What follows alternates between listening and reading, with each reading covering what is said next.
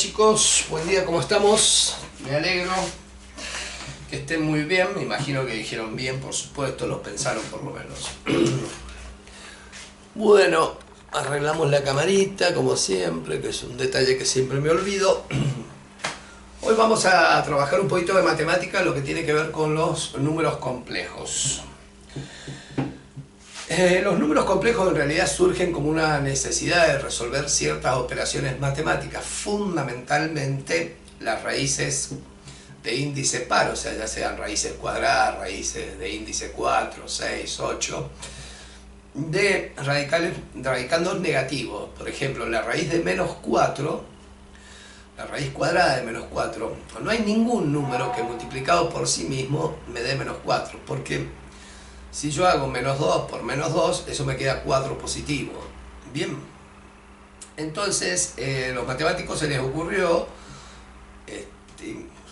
definir lo que se conoce como unidad imaginaria. La unidad imaginaria, que se la simboliza con la letra I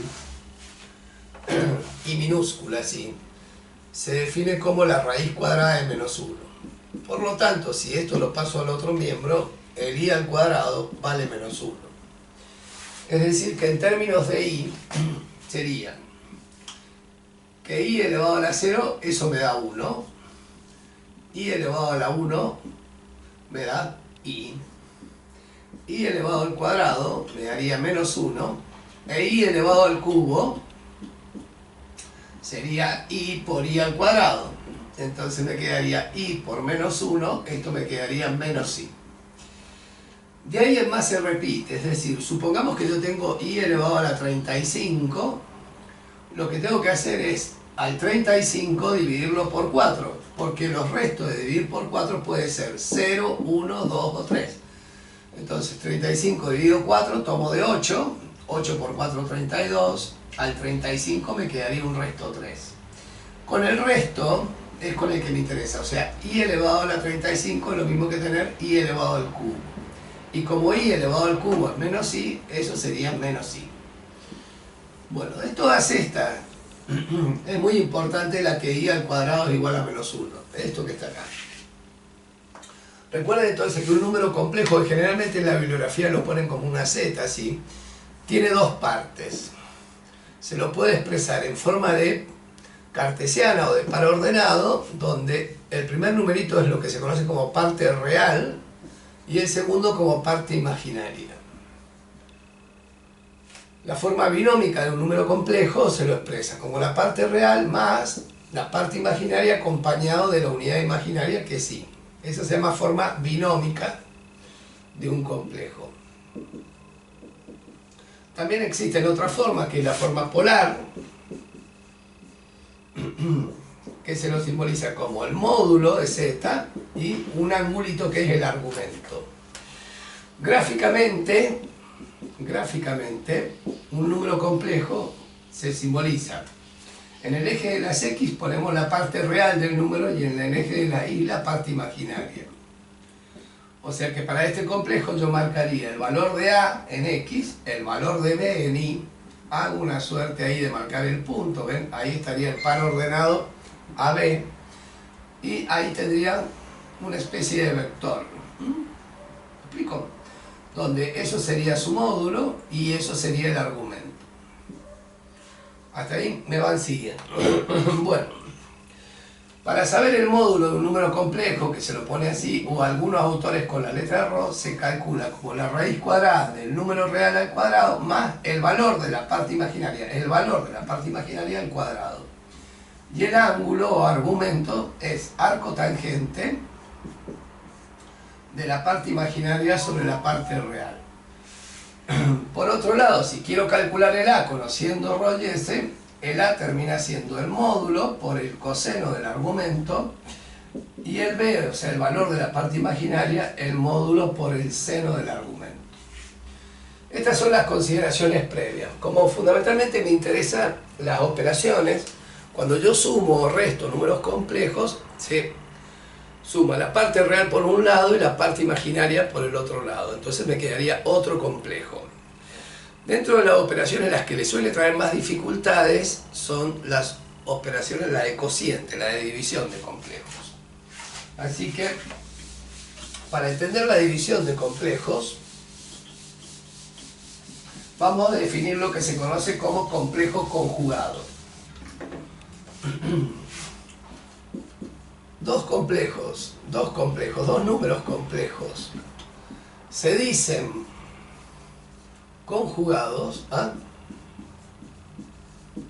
cuando cambia el signo de la parte imaginaria. Es decir, si yo tengo el complejo Z, A más BI, su complejo conjugado, que se lo simboliza con un guión arriba, es A menos BI. Esto, que son un par de complejos conjugados, tienen un par de propiedades. La primera vamos a suponer, si yo voy a sumar Z más su complejo conjugado. Al sumar acá yo tendría A más A son 2A, ¿ven? Y menos BI más BI me quedaría 0. O sea que la suma de dos complejos conjugados me da un número real. Bien, e igual a 2 veces la parte real. La resta, en cambio, de un complejo menos un conjugado, al restar acá A con A se van a restar y me quedaría 2BI. O sea, la resta de dos complejos conjugados me da un número imaginario puro. Esto se le dice imaginario puro porque no tiene parte real, y a este se le dice real puro porque no tiene parte imaginaria. La tercera propiedad es el producto, o sea, si yo multiplico Z por su complejo conjugado,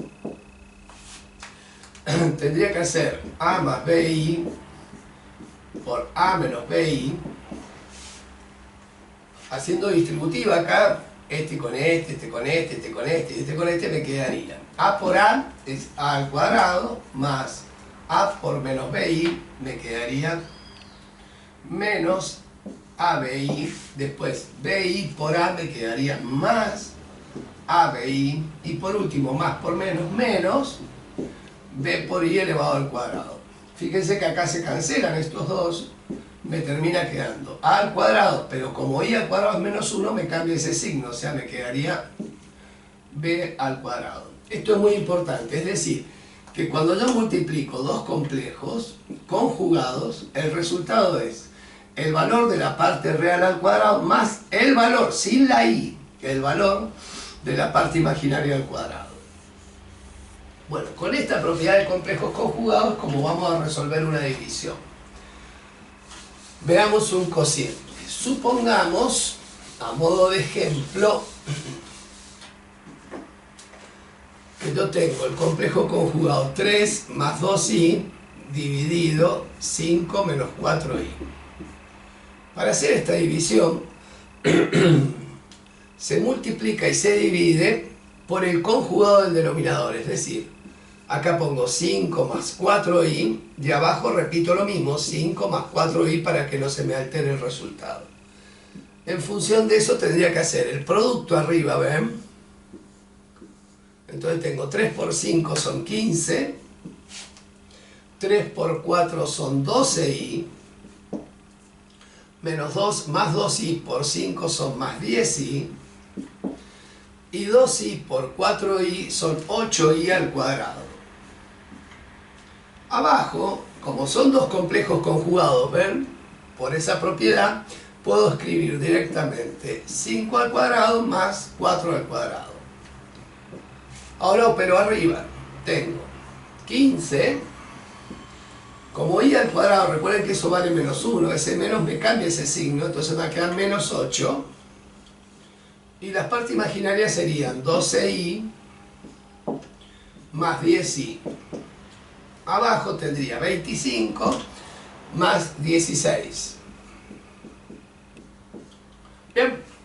Y vamos a terminar arriba. Tengo 15 menos 8, eso me da 7. Y 12i más 10i son 22i.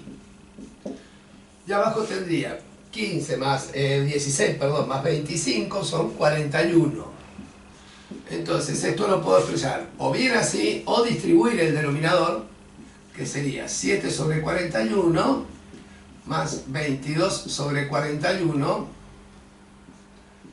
y ahí tendría el resultado del cociente de la división.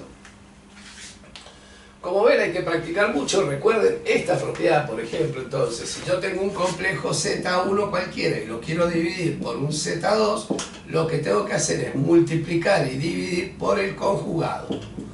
Recordando que el conjugado es aquel que se le cambia el signo de la unidad imaginaria. Siempre se multiplica y se divide por el conjugado del denominador.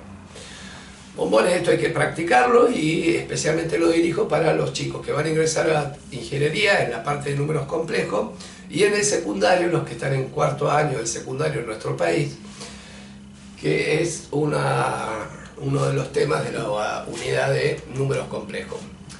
Desde ya les mando un cariño, cuídense mucho, a lavarse las manos, los veo en la próxima.